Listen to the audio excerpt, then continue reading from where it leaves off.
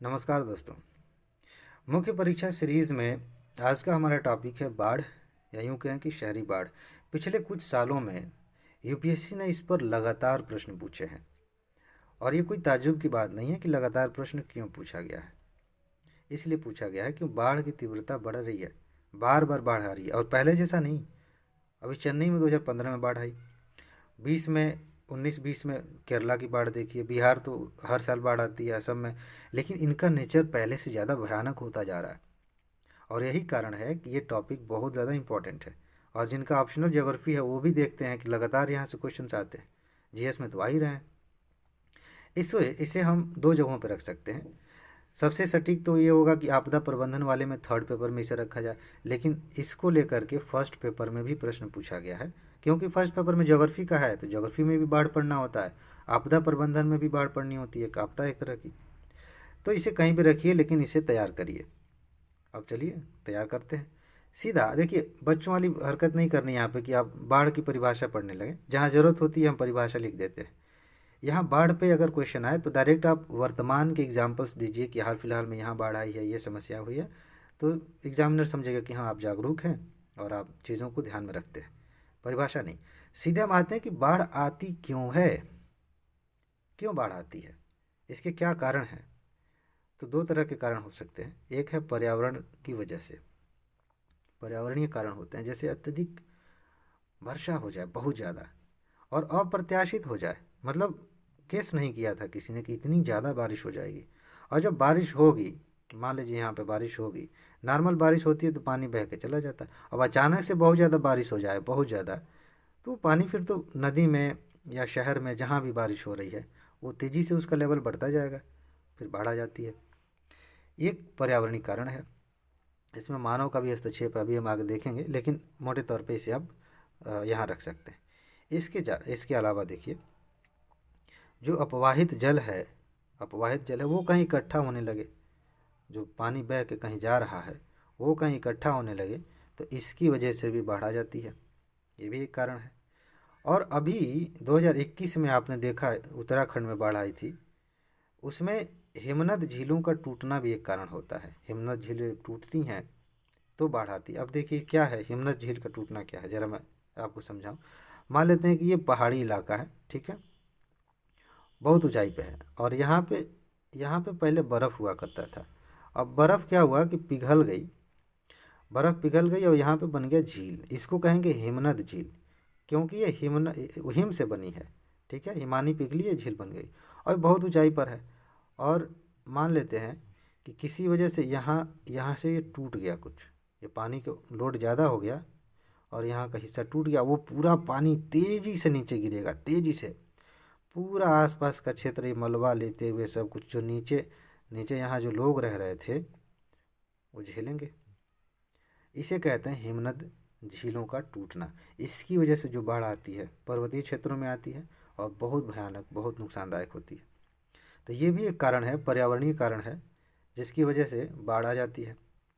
और जलवायु परिवर्तन का प्रभाव तो है ही, क्योंकि जलवायु परिवर्तन के प्रभाव को आप इससे भी जोड़ सकते हैं, जलवायु परिवर्तन के प्रभाव को इससे भी जोड़ सकते हैं, और इसको इससे भी जोड़ सकते हैं। ये पर्यावरणीय कारण है। इसके अलावा आगे बढ़ें कि मानव जनित कौन से कारण हैं। देखिए, मानव का तो बहुत बड़ा रोल है इसमें।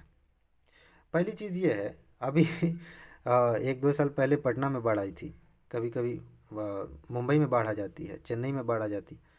क्यों ऐसा हो रहा है? शहरों की बाढ़ देखिए, हमने टॉपिक क्या लिया है, सामान्य बाढ़ और शहरी बाढ़, दोनों को मिक्स किया हुआ है। तो दोनों के मिक्स उदाहरण लेके चलेंगे। क्या है कि अगर आप शहर बसाते हैं और उनका नियोजन अच्छे से नहीं करते हैं कि अगर पानी बहेगा तो जाएगा कहाँ, कैसे बहेगा, कहीं ऐसा तो नहीं कि जितना पानी निकल सकता है उसके हिसाब से हमने ड्रेनेज सिस्टम नहीं ठीक किया है, नालियाँ उतनी चौड़ी नहीं है, सफाई नहीं हुई है। तो जब निम्न स्तरीय शहरी नियोजन होगा तो बाढ़ आ सकती है, समस्या हो सकती है। और जो बाढ़ के मैदान थे, पहले क्या था कि यहाँ नदी बह रही है सामान्य तौर पर, और हर साल लगभग मान लेते हैं कि बाढ़ आती थी, तो यहाँ इतना क्षेत्र कवर किया जाता था बाढ़ के पानी से, और यहाँ से मानव बस्ती शुरू होती थी, लोग यहाँ बसे हुए हैं, कोई दिक्कत नहीं। बाढ़ आएगी, यहाँ तक पानी पहुँचेगा, फिर वापस, फिर यहाँ पानी पहुँचेगा, फिर वापस। अभी क्या हुआ है कि लोगों ने यहाँ तक घर बना दिया है, यहाँ तक घर बना दिया है, तो झेलो, जब बाढ़ आएगी तो पानी तो घुसेगा ही ना घर में। तो ये भी एक समस्या है कि जो बाढ़ के मैदान थे उनका अतिक्रमण कर लिया गया, उस पर घर बना दिए गए, खेती होने लगी है और भी चीज़ें होने लगी हैं, तो फिर बाढ़ एक कारण हो जाता है।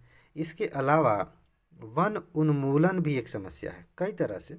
वन उन्मूलन का इसमें रोल देखिए किस तरह से होता है। अगर यहाँ पे पेड़ है, ठीक है, जंगल है, तो एक होता है कि जब यहाँ से पानी बहेगा जड़ों से होते हुए रिस रिस के नीचे जाएगा, रिस रिस के नीचे जाएगा, तो पानी बहुत ज़्यादा पानी नीचे घाटी के क्षेत्र में नहीं आ पाएगा, समझ रहे हैं। इसके अलावा जब वन जहाँ होते हैं वहाँ पे जो बारिश होती है तो उससे एक संतुलन बना होता है, और जहाँ पे अगर सिर्फ रेगिस्तान है, सूखी मिट्टी है, वहाँ कोई संतुलन नहीं। अगर बारिश थोड़ी भी होगी तो पूरा बहा के एक साथ लेके जाएगा, तो वो संतुलन बिगड़ जाता है। अगर वनों की कटाई हम कर दें वो संतुलन बिगड़ जाता है और इसकी वजह से बाढ़ आ जाती है। इसके अलावा देखिए क्या होता है, शहरी उष्मा द्वीपों का प्रभाव, ये एक अलग टॉपिक है और इसे हम अच्छे से विस्तार से पढ़ेंगे, लेकिन फ़िलहाल समझ लीजिए कि शहरी उष्मा द्वीप क्या। मान लेते हैं कि ये शहर है, ठीक है, और यहाँ की हवा बहुत ज़्यादा गर्म हो गई, बहुत ज़्यादा, बहुत बहुत बहुत, तो यहाँ पे इस तरह का एक गुंबद जैसा बन जाता उष्मा द्वीप। इसकी वजह से क्या होता है कि कभी कभी यहाँ पे इसकी वजह से भी जो वर्षा का पैटर्न है वो प्रभावित होता है, और जब वर्षा वर्षा का पैटर्न प्रभावित होता है तो कई बार उसकी वजह से बहुत भयंकर बारिश होती है और उससे भी शहरों में बाढ़ आ जाती है। एक और चीज़ है कि जो ठोस अपशिष्ट है उसका अपर्याप्त प्रबंधन, ये भी शहर की बात है। देखिए गांव में जो बाढ़ है उसका सिंपल सा एक ही कारण होता है, या तो वो पर्वतीय क्षेत्र है तो जैसे हिमानी पिघल गई और झील टूट गई, या बहुत ज़्यादा बारिश हो गई तो पानी बढ़ गया। शहर में कुछ मानव जनित ऐसे ऐसे कारण हैं जो हमने खुद ही बनाए हैं, उन्हीं की वजह से दिक्कत होती है। अब शहर की नाली है, नाली से पानी बह रहा है, हमने सारा पॉलीथीन सारा कचरा सब इसी में डाल रखा है, सफाई हो नहीं रही है। और ऐसा नहीं है कि मतलब शौक से भी लोग डालते हैं, कभी कभी मजबूरी में, क्योंकि क्या होता है कि हमने मतलब सरकार ने कहीं कुछ ऐसी व्यवस्था नहीं की कि डस्टबिन हो आसपास तो वहाँ हो जाए, तो लोग क्या करते हैं, सबसे बढ़िया सुविधाजनक लगता है कि नाली में ही डाल दो। ये भी कारण है, और बाहर से भी कुछ चीज़ें कबाड़ इसमें बह के आता रहता है, तो नाली हो जाती है जाम। अब अचानक से बाढ़ मतलब बारिश हो गई, अब पानी बहे कैसे, तो फिर बाढ़ तो आएगी। ये भी एक समस्या होती है। जब सीवेज जो जो ठोस अपशिष्ट है उसका जब अच्छे से हम वो नहीं करेंगे तो जो सीवेज तंत्र है उस पर प्रभाव पड़ेगा, बाढ़ आएगी। अब देखिए एक और कारण है मानव जनित कारण में कि जो बाढ़ प्रबंधन की परियोजनाएं बनाई गई हैं, बहुत सारी परियोजनाएं हैं कि बाढ़ को ऐसे प्रबंधन करेंगे। कभी हम इस पर बात करेंगे, टॉपिक इम्पॉर्टेंट है लेकिन उतना भी नहीं है, हो सकता है कि आ जाओ ऐसे। तो उसमें हम बात करते हैं कि बाढ़ आने से पहले क्या होना चाहिए, बाढ़ आने के दौरान क्या होना चाहिए, बाढ़ आने के बाद क्या होना चाहिए। जो होना चाहिए वो तो होगा ही, करोगे कब हैं, इनका क्रियान्वयन ही ढंग से नहीं होता तो फिर तो बाढ़ आएगी ही। तो बाढ़ आ गई, समस्या इतनी हमने गिना दी, अब हमसे पूछा जाए कि भाई सिर्फ समस्या ही देखते हो कि कोई उपाय भी है तुम्हारे पास, तो कहेंगे है ना सर, उपाय है। क्या किया जाए उपाय में? सबसे बढ़िया उपाय ये है कि जो स्थानीय निकाय है ना, शहरों में, शहरों की बात करें, उनको सशक्त बनाया जाए, उन्हें इस तरह की चीज़ें मैनेज करने के लिए शक्तियाँ दी जाएँ, योजनाएं बनाने की शक्ति दी जाए, लोगों को भागीदार बनाया जाए, उसमें अच्छे से प्रबंधन होगा बाढ़ का। इसके अलावा जो अतिक्रमण है इसमें देखिए सरकार की भी कमी है, क्योंकि बिना इजाज़त के शहरों में घर बनाना उतना आसान नहीं है। तो अतिक्रमण पर रोक लगाया जाना चाहिए, अतिक्रमण पर रोक लगेगा बाढ़ नियंत्रित होगी। इसके अलावा क्या किया जा सकता है, जो स्लम बन जाते हैं, जो झुग्गी झोपड़ियाँ बन जाती हैं, इससे भी तो अतिक्रमण होता है। तो इनका सस्टेनेबल प्रबंधन होना चाहिए, उनको सही जगह पे बसाया जाना चाहिए। और सबसे अच्छा उपाय तो ये है कि सरकार इनके लिए घर बनवा के दे। कब सरकार कर भी रही है सरकारें, लेकिन वो बहुत छोटे स्तर पे हो रहा है और बड़े स्तर पे होना चाहिए। तो स्लम प्रबंधन होना चाहिए अच्छे से। इसके अलावा हमने 2016 में क्या किया था, नियम बनाए थे ठोस अपशिष्ट के लिए, लेकिन नियम बना के हम भूल जाते हैं कि उसका क्या करना था। भाई उसका प्रबंधन तो करो कब होगा। तो जो ठोस अपशिष्ट नियम बने थे उसके लिए जो बातें कही गई थी, जो गाइडलाइंस आए थे, उनको अच्छे से लागू किया जाना चाहिए, ठीक है। और जो सीवरेज लाइंस हैं उनकी व्यवस्था हो, समय पे उनका मतलब मरम्मत उनकी हो, सफाई हो, ये सारी चीज़ें करना होगा। और जब हम शहरी नियोजन कर रहे हों तो उनका बेहतर मतलब प्रबंधन होना चाहिए, बेहतर नियोजन होना चाहिए। नियोजन का मतलब क्या है? शहरी नियोजन का मतलब सिंपल ये होता है कि हम शहर बसा रहे हैं तो हम कई बातों का ध्यान रखते हैं कि सड़कें कहाँ से गुजरेंगी, नालियाँ कैसी होंगी, कहाँ कितने घर बनेंगे, ये सारी चीज़ें। तो इस बात में हमें ध्यान रखना हो कि बारिश आ जाएगी तो पानी किधर जाएगा, ये कौन सोचेगा? पेड़ पौधे कहाँ लगेंगे, पार्क कहाँ लगेंगे, ये भी तो सोचना है। तो शहरी नियोजन को बेहतर करना पड़ेगा। साथ ही साथ अंतर्राज्यीय सहयोग को बढ़ावा देना पड़ेगा। क्यों? क्योंकि एक नदी बहती है, एक नदी यहाँ से बह रही है तो ज़रूरी नहीं है कि एक ही राज्य से होकर बहे, कई राज्यों से होकर बह सकती है, कई राज्यों से। तो जब नदी के इस मार्ग में पड़ने वाले राज्यों के बीच सहयोग होगा तो आसानी से इसके पानी को मैनेज किया जा सकता है, समझ रहे हैं? और जब पानी उसका मैनेज होगा तो बाढ़ से निपटना काफ़ी आसान हो जाएगा।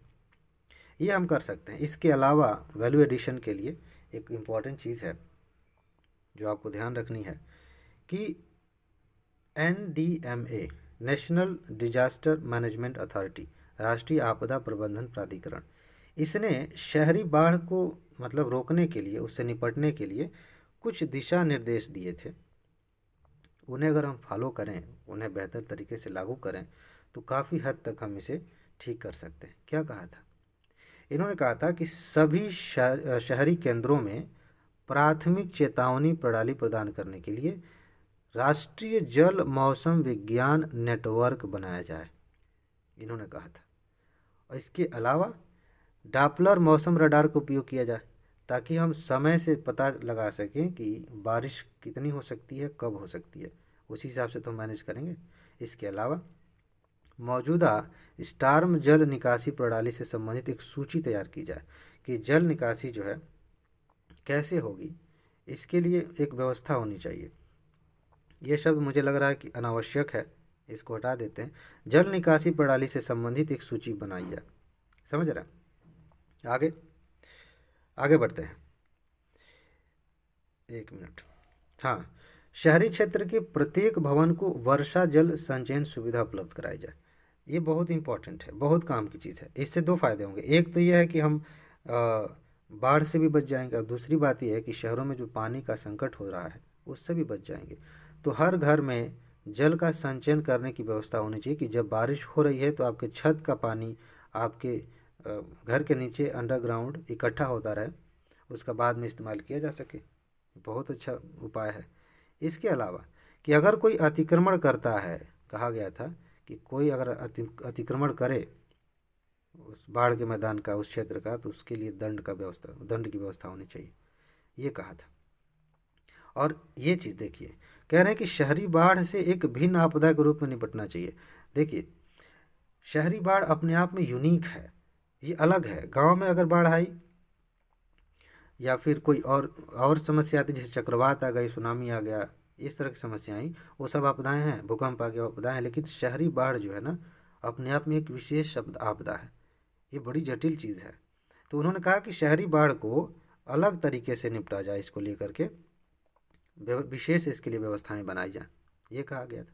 बाकी हमने बात की अभी अभी सीवरेज में ठोस अपशिष्ट जो है उसे जाने को रोक मतलब वहाँ जाए ना, उसे रोकने के लिए जगह जगह जाली लगा सकते हैं कि हाँ वो यहाँ तक आए और ठोस अपशिष्ट वहाँ से छान के निकाल लिया जाए, तो ये ठीक थोड़ा सा अच्छा हो जाएगा। इसके अलावा सार्वजनिक पार्कों के नियोजन के तहत रेन गार्डन की संकल्पना शामिल करना चाहिए। जो भी पब्लिक पार्क्स हैं वहाँ पर रेन गार्डन होना चाहिए। बारिश हो तो बारिश का पानी उसी गार्डन के किसी हिस्से पर रुके, बढ़िया रहेगा, बहुत बढ़िया। ये बात इन्होंने कही थी। और बस इसमें इतना है।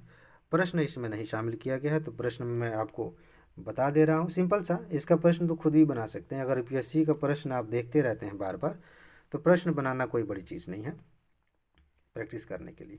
इसका प्रश्न ये रहेगा कि शहरी बाढ़ के क्या कारण हैं और उनके प्रभावों को बताते हुए उनसे निपटने के उपाय बताइए। शहरी बाढ़ के क्या कारण हैं, उनके प्रभावों को बताते हुए निपटने के उपाय बताइए।